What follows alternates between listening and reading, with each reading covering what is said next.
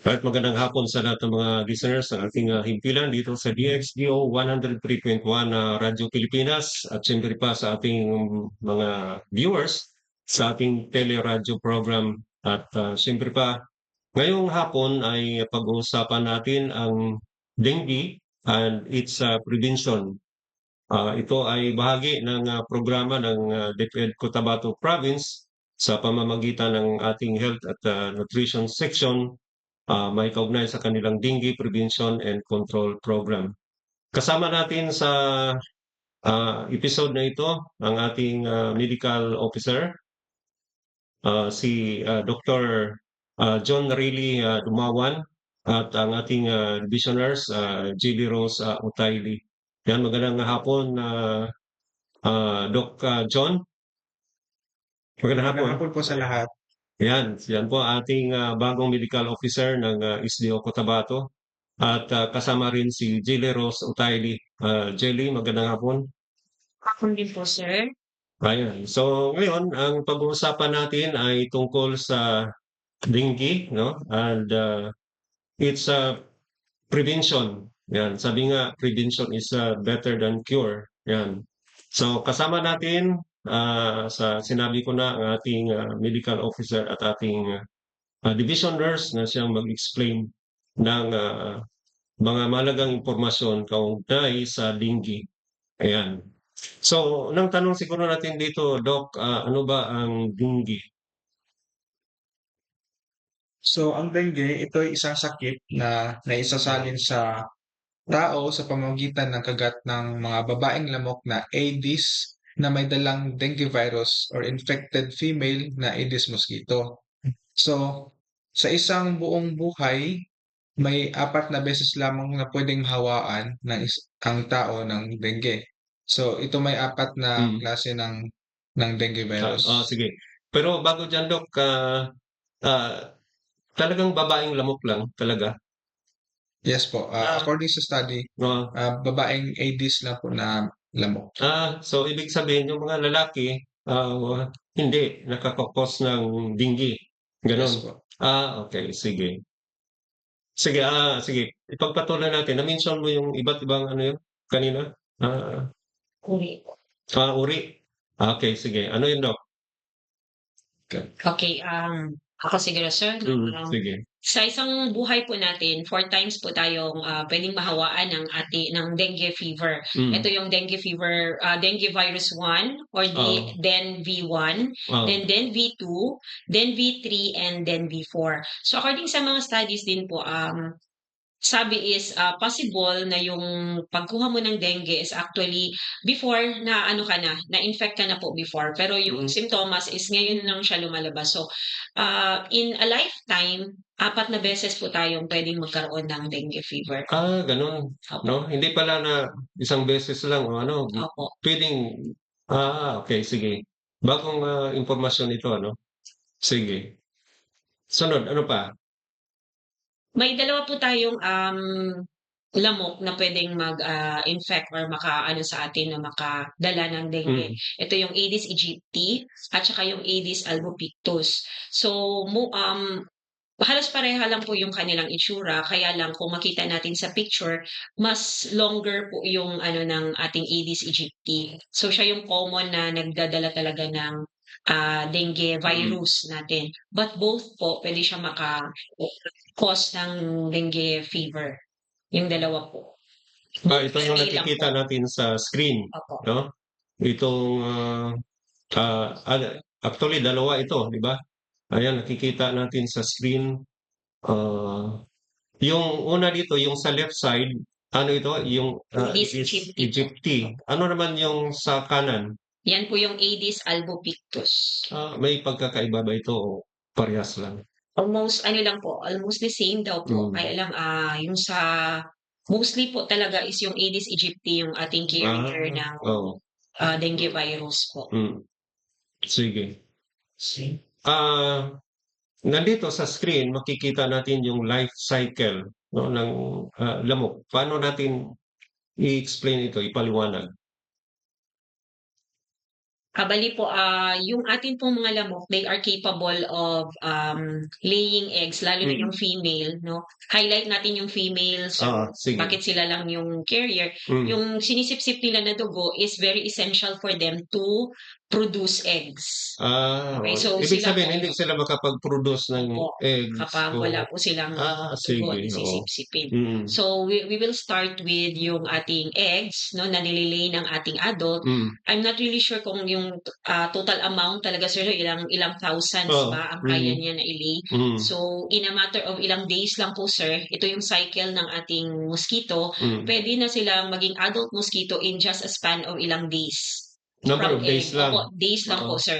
So, from eggs, i-evolve sila into a larva, Mm. and then magiging pupa, and then puwede na silang lumipad as adult mosquitoes in a span Hmm. of ilang days lang po siya sir. Sige. Oo. Sige. Sunod na slide dito ay, ito na, may tanong tayo dito, paano nagkakaroon ng dengue ang isang tao? So, ang dengue is meron mga 5 or 4 na mode of transmission or paano makakuha ng dengue ang tao. Ang una, ang pinaka-common is yung mosquito bite Mm. or yung kagat ng lamok, specifically yung Aedes aegypti. Oo. Ang pangalawa is blood transfusion. So, galing ito siya sa pagsalin ng dugo, like for example, nagsalin tayo ng dugo na parang from donation and then nagsalin, so isa din yun. So kung infected yung tao, If infected yung Oo. blood donor, Mm. possible magkaka-infect or mahawaan yung Oo. sinalinan ng dugo. Sige. Ang pangatlo is perinatal transmission, ibig sabihin galing sa mama na may infection ng dengue at maipapasa siya, halimbawa buntis ang mama, maipapasa niya sa baby. And pang-apat is organ transplantation. So if organ transplantation, if may infection yung or donor papunta sa recipient. And Sige. also, needle stick injury. So yung mga nurses o yung mga nagtatrabaho sa hospital, possible sila mahawa ng dengue if matusok sila ng mga infected na needle or mga any laboratory na accident. Sige.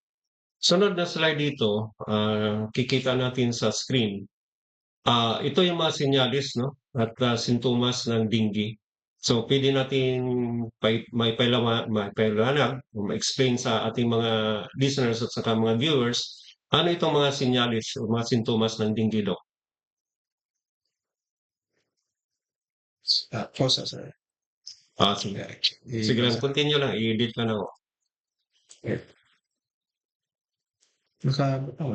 Febrile Sunod na screen. Slide. Febrile phase. Sorry. Yung mga common na mga eye pain. So, Silang edit na ako.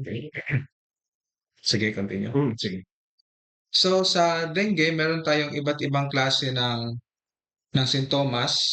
So first is yung severe headache o masakit ang ulo, retroorbital pain or yung masakit ang likod ng mata, at saka myalgia, ibig sabihin masakit ang mga kalamnan, arthralgia, masakit yung mga kasukasuhan, at yung mga rashes, mga macular rashes na makikita usually sa part ng katawan sa upper body at saka sa upper arms. And also, meron ding pag-ihi ng dugo at saka pagdugo ng ilong at meron ding pagdugo ng mga gums. Meron ding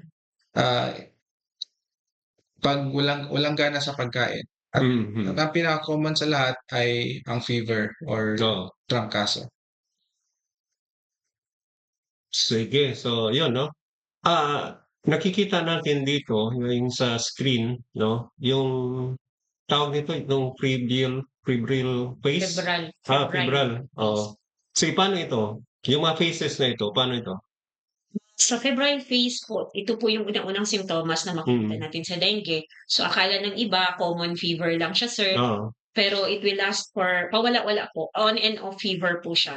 Mm. So usually lalabas siya sa umaga, Mm. then mawawala naman pagkagabi, Mm. or on and off po talaga na fever na magla-last ng ilang days. Mm. Then meron tayo yung sabi ni doc na eye pain, muscle pain, pagsusuka, no, isa din yun pagsusuka, Mm. at saka yung pagka parang nahihilo ka. Oo. Then yung presence ng rashes din po natin, no, Mm. kailangan nating ipa-check yun, yung mga petechial rashes na nakikita. So Oo. isa talaga siya sa mga pathognomonic signs ng ano po, ng dengue.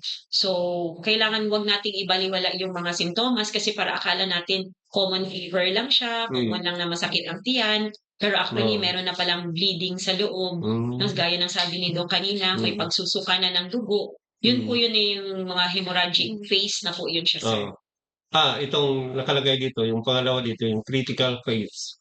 So, ano yung mga signs and symptoms na nasa critical phase na talaga?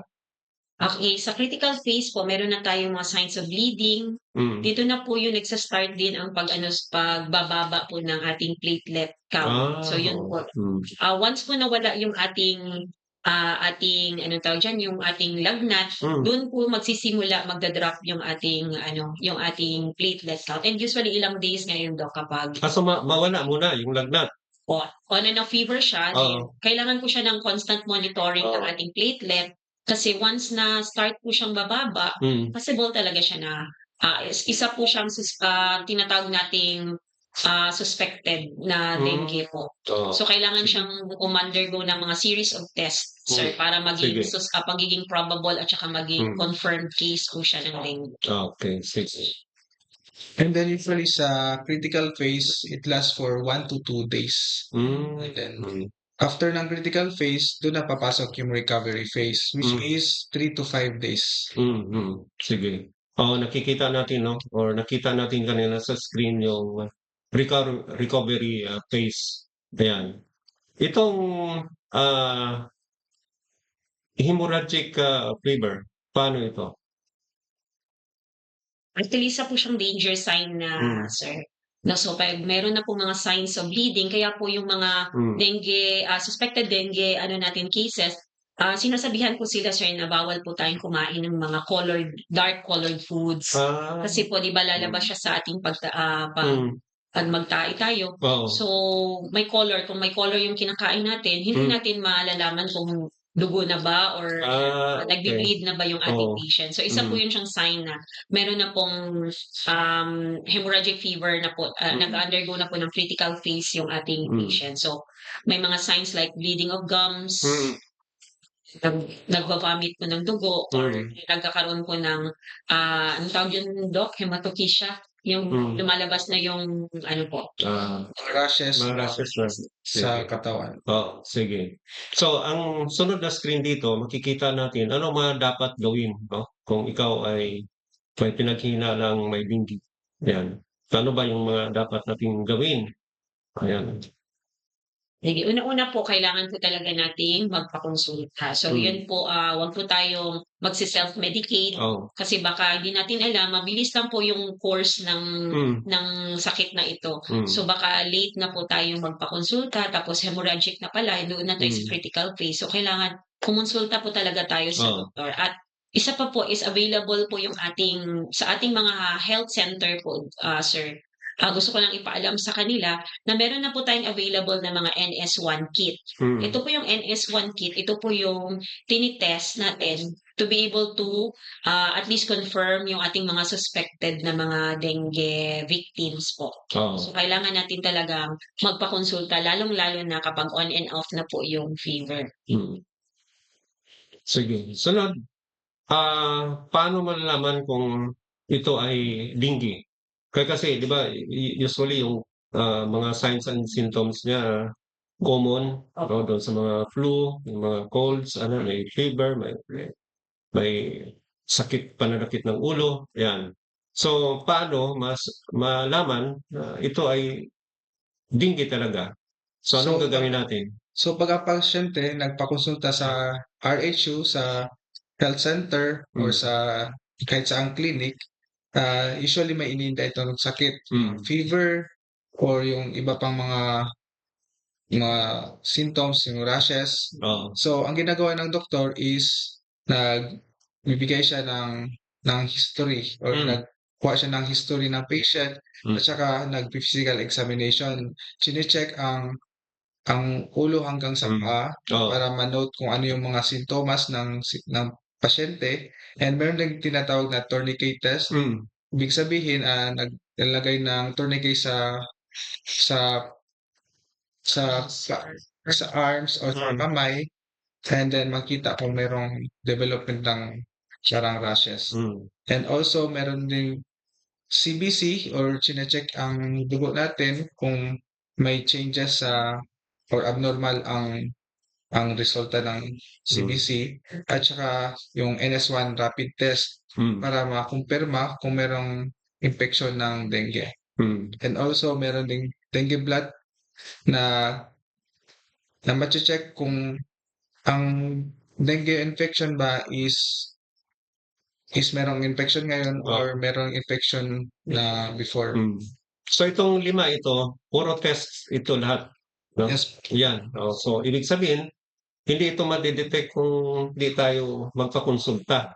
So kaya nga ang tanong kanina, paano malaman kung ito ay siguradong dengue na? So magpa-check up talaga, no?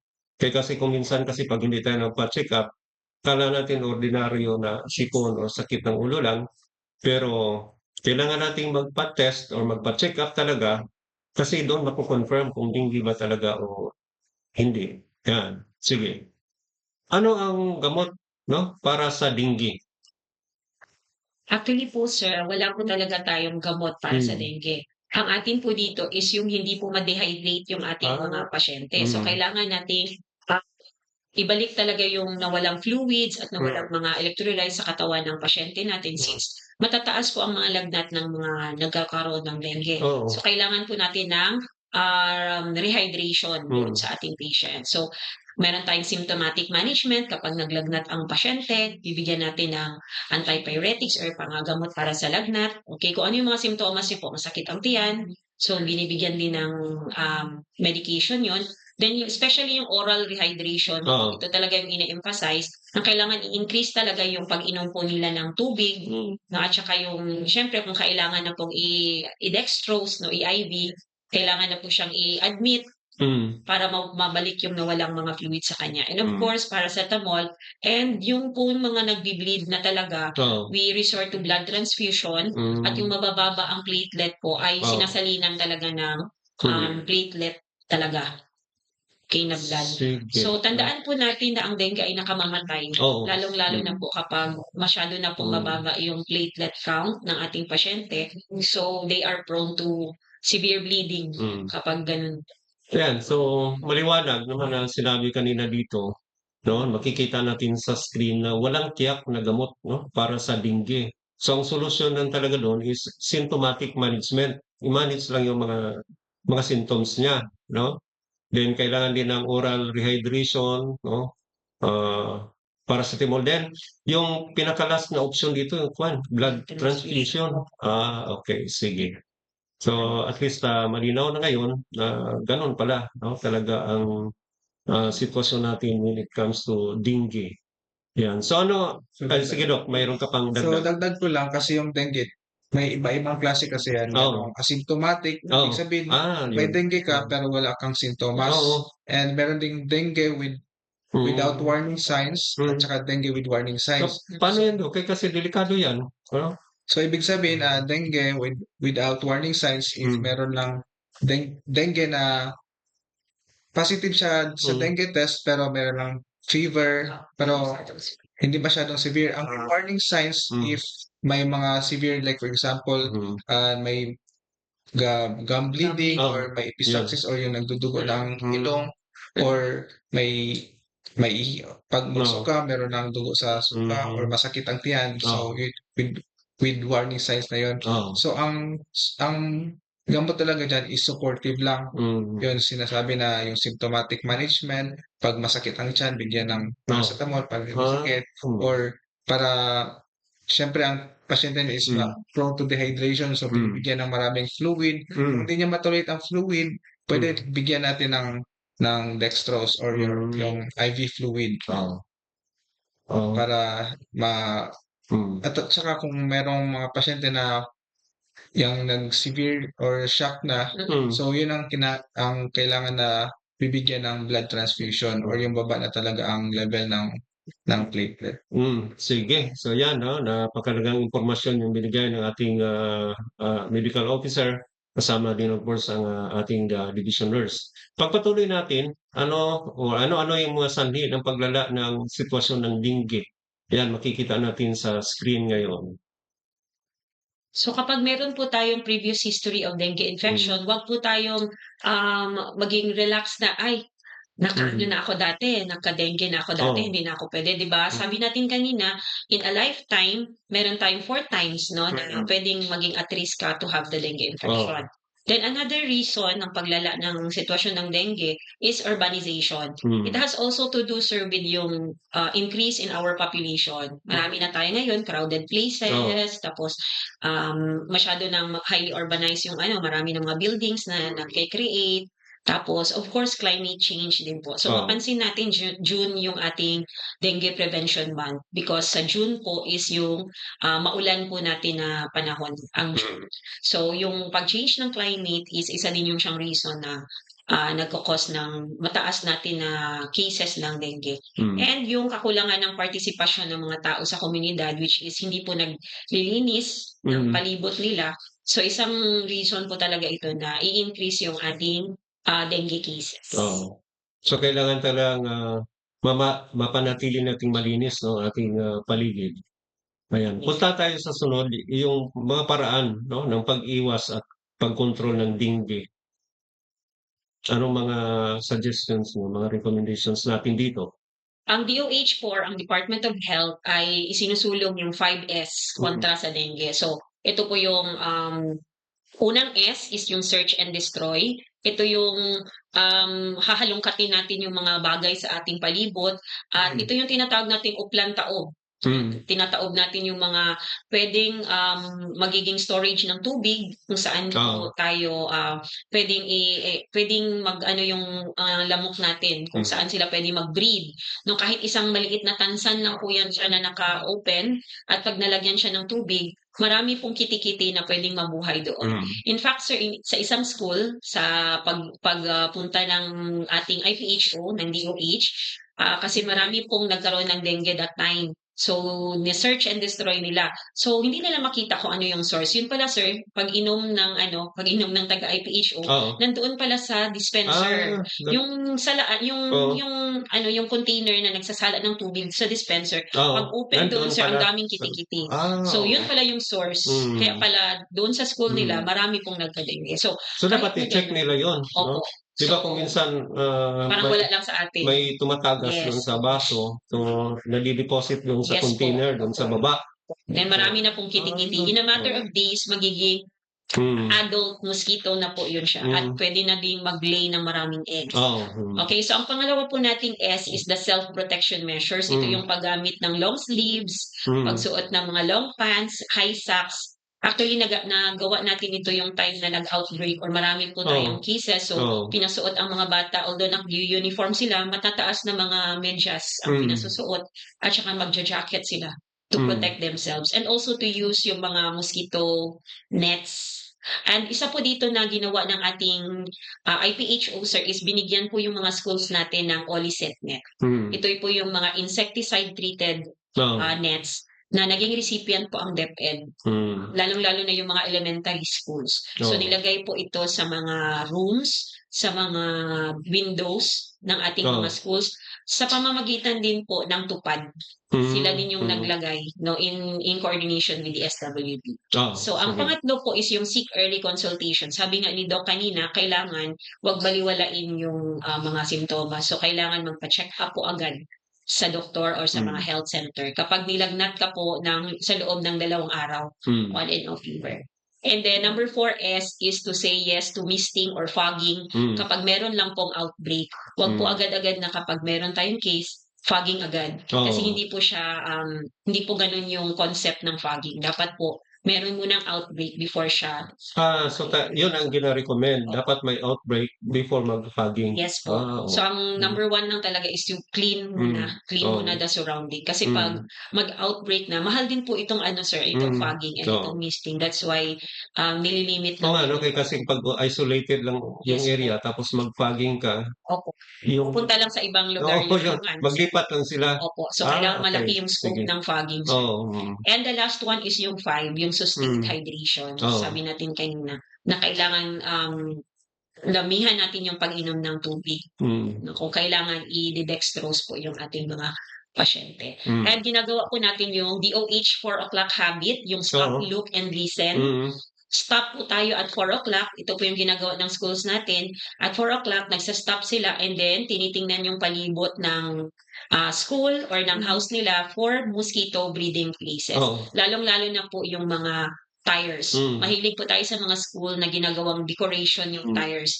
So doon po ang una-unang number 1 po talaga siyang breeding place kasi malamig po yung mga nakaimbak na tubig doon. So dapat hindi siya gawing hindi siya nakatayo, sir. Kung pwede may tires pero lagyan po ng mga lupa sa loob. Then listen to the barangay officials about dengue status of your barangay. Sige, magtanong lang tayo, bakit 4 o'clock? Bakit hindi 5 o'clock or 6 o'clock? Ganun. Bakit 4 o'clock? Yung atin pong mga mosquito po, sir, is, tama ba ko, Doc? Night night flying po sila. And usually, ito po yung time na magbe-breed. Po sila, pupunta po sila sa isang malamig na lugar, tapos mag-breed po sila.